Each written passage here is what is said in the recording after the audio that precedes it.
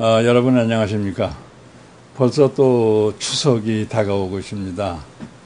우리가 추석하면 제일 먼저 연상되는 것이 그 농촌 지역을 여행하다 보면 그 전답에 그 누런 물결이 출렁거리는 걸 볼 수 있습니다.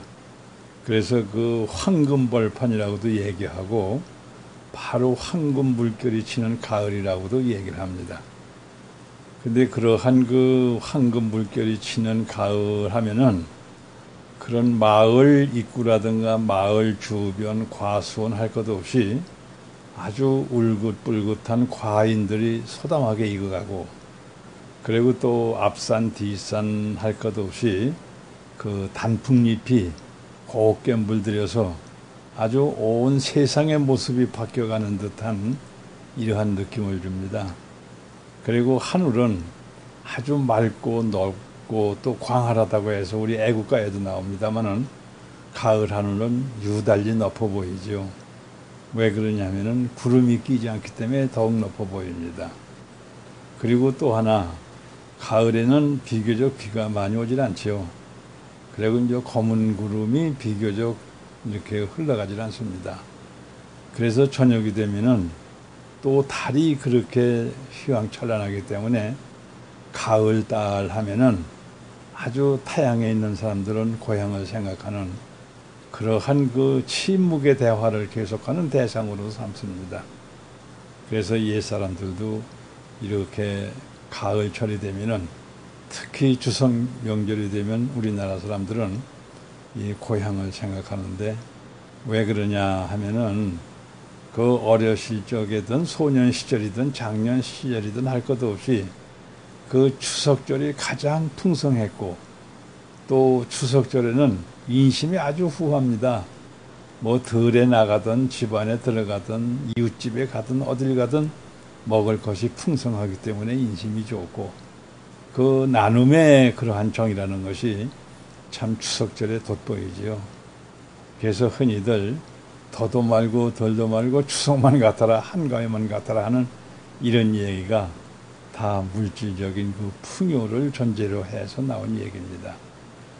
근데 이제 우리가 현대를 살아가면서 너무 그 현대 과학 문명이라고 할까, 아니면 그 에레 문화 또는 도시 생활 문화에 너무 깊이 젖어들다 보니까 그 유서 깊은 농촌의 아름답고 포근하고 인정 넘치는 그러한 고향의 정을 잃어버리는 수가 많이 있습니다. 이 고향에서 우리가 상차림을 봤을 때는 과수원에서 따온 그 과일의 그 풍성한 냄새라든지, 또 바로 앞들 뒤뜰에서 농사를 지은 찹쌀이라든지 мет쌀이라든지 수수라든지 콩이라든지 옥수수라든지 뭐 이런 것으로 만들어진 그 차림새 속에서 느낄 수 있는 그런 풍요하고, 도시 음식점에서 그러한 것을 접했을 때하고 그게 완전적으로 다릅니다. 그래서 이 고향의 내음이라고 하는 것은 영원히 잊을 수 없는 것이기에, 사람마다 쓸쓸하면 고향을 생각하고 사람마다 애로우면 고향 쪽을 향해서 푸념을 하는 이유가 다 거기에서 있는 것입니다. 그래 고향에서 느낄 수 있는 그러한 그 싱그러운 내음은 이게 인간 정서하고도 관련이 되기 때문에 영원히 잊지 못하는 것입니다. 그래서 우리들이 고향에 와가지고 모처럼 그 보리밥을 먹든지 쌀을 먹든지 뭐 떡을 먹든지 찬을 먹든지 어렸을 적에 어머님이 해주시던 그 맛이라고 하는 얘기가 뭐냐면은 그 맛을 계속 간직했다는 뜻이 아니라 정서 속에 자리매김되어 있는 그 고향의 맛이 잊혀지지 않고 있다는 얘기거든요.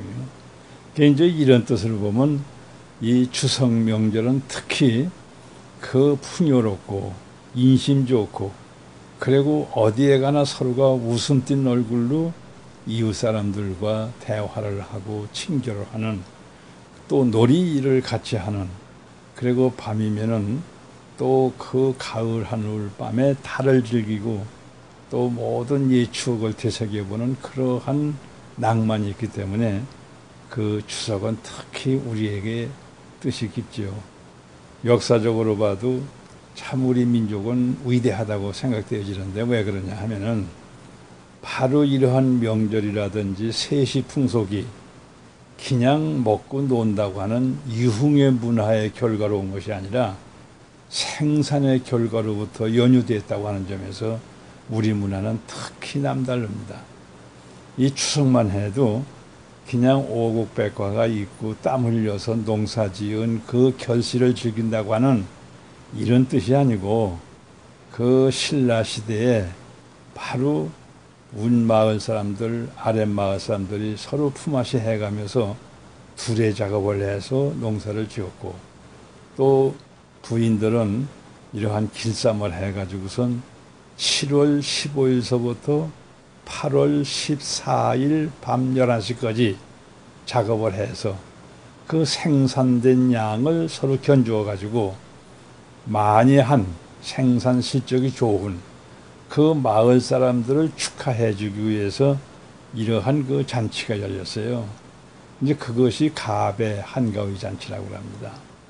그러니까 이렇게 그 생산 경쟁이라고 하는 이러한 결과로 얻어진 걸 가지고서 이 추석이라고 하는 8월 15일 한가위를 즐겼다고 하는 것은 놀기 위해서가 아니고 그러한 생산의 결과를 즐기면서 생산에 열중했던 그 사람들을 칭찬해주고 격려해주고 축하해준다고 하는 이런 의미가 담겨져 있는 거예요. 그런 의미에서 보면 그 추석 명절 그 자체가 생산 활동에 근거해서 마련된 세시풍속이라 하는 이제 이런 점이 다른 나라에서 얼른 생각하기에 참 그 희구한 우리만의 풍속이라 이렇게 얘기할 수 있는 것이죠. 그리고 또 하나 우리는 추석이 되면 송편을 꼭 만들어 먹습니다. 그 송편을 찔 적엔 반드시 솔잎을 이렇게 켜켜이 이렇게 놔가지고선 찝니다. 그래 그 흰 송편에 바로 그 솔잎이 묻어있는 그것이 또한 낭만이에요. 그럼 왜 그와 같은 풍속이 생겼느냐 하면은 이 청산이 왜 계속 청산이냐 이 말이에요. 어? 노산, 늙을 노자 노산이 아니에요. 단군 시대에 있던 산도 지금도 청산이라고 그래요. 그때도 청산이고. 그럼 왜 그러냐면 계속 푸르기 때문이죠. 그럼 산이 왜 계속 푸르냐? 주로 우리나라 경우에는 소나무, 잣나무 이러한 사시상청에 그러한 그 나무들이 산을 덮어줘서 산은 송백을 소나무, 잣나무를 옷 삼아서 있기 때문에 계속 푸른 산이죠. 그래서 산은 늙지 않고 계속 푸른 산, 청년의 모습을 갖춘 산이라고 그러죠. 그러니까 이제 그 송편에다가 솔잎을 따서 넣는 것은 바로 오래오래 푸르게 늘 건강하고 청년답게 싱싱하게 살아간다고 하는 이제 그러한 모습으로 부모님에게 효도하고 조상을 받든다고 하는 데서 이제 그런 것이 오는 것이고 또 위생학적으로도 좋을 뿐만 아니라 이제 그와 같은 정서적인 이유가 크죠. 그리고 우리의 그 송편은 참 다른 나라에서 볼 수 없는 모양을 가지고 있는데 송편을 만들기 전에는 그거를 동그랗게 보름달처럼 만들어요. 그래가지고 거기다 속을 넣고 콩을 넣든지 고물을 넣든지 아니면 밤을 까놓고 대추를 넣고 이렇게 해서 그 둥그런 것을 반으로 탁 접어서 반달을 만들어. 그래서 그 반달을 만드는 건 뭐냐? 거기에 엄청난 이유가 담겨져 있습니다. 달이라고 하는 것은 아주 차면은 기운다고 그러죠. 그러니까 반달은 둥근 달이 되기 위해서 찬다고 하는 의미에서 희망을 느끼는 것이고 그 다음에 둥근 달은 이제는 더 둥그럴 수가 없으니까 이제 기울어지죠. 그래서 만월이 되기 때문에 다시 이것은 반달로 돌아가야 되는 겸허가 담겨져 있는 것입니다. 그래서 그 둥근 달이 새롭게 반달로 새로운 희망을 갖기 위해서 거기에다가 내용을 집어넣는 것이 우리의 희망과 이상과 가능성을 집어넣는 것이 그것이 소고물이요, 그게 소콩이요, 대추요 이런 것 뜻하는 것입니다. 그래서 이건 삼국사학에도 나오지만은 그 백제 시대 의자왕 때가 되죠. 그때 그 궁궐에 거북이가 땅을 파고 들어가는 걸 보고 개가 짖는 것을 봤습니다. 똑같이 신라에서도 궁궐에서 그 마당에 거북이가 땅을 파고 들어가는 걸 봤어요. 그래서 그걸 이렇게 파봤더니 그 신라의 궁궐 마당에서 파낸 거북이 등에는 반달의 모습이 그려져 있고 백제에는 둥근 만월의 모습이 그려져 있었어요. 그래서 이걸 어떻게 해석할 것이냐.